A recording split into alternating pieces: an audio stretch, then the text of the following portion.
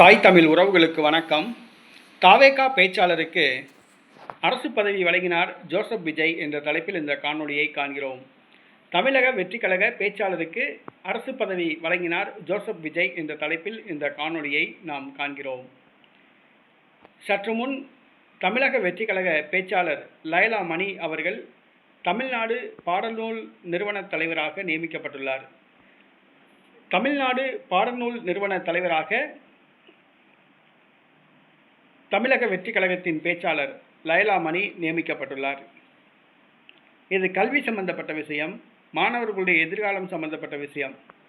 இந்த கல்வியில் அரசியல் விளையாடக்கூடாது. ஜோசப் விஜய் அவரும் ஒரு விதிவிலக்கல்ல. தற்பொழுது தமிழ்நாடு பாடநூல் நிறுவன தலைவராக தன்னுடைய கட்சிக்காரரை நியமித்துள்ளார். இது ஒரு தவறான செயல்.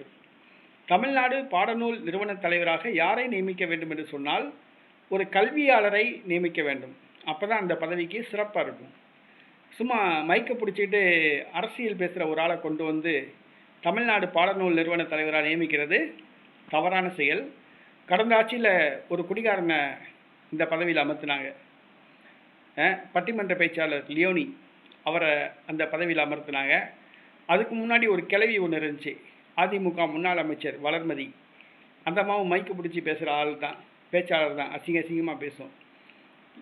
பட்டிமன்ற பேச்சாளர் லைலா லியோனி அவரும் அசிங்கமாக பேசக்கூடியவர் தான், இரட்டை அர்த்தத்தில் பேசுவார். இப்போ பேச்சாளர் தாவேகா பேச்சாளர் லைலா மணியை நியமிச்சிருக்காங்க. தமிழ்நாடு பாடநூல் நிறுவனம் என்பது மாணவர்களுடைய கல்வி சம்பந்தப்பட்ட விஷயம். அதில் அரசியல் புகுத்துவது தவறு. ஜோசப் விஜய் இதை செஞ்சிருக்காப்புல. இது ஒரு தவறான செயலாகும்.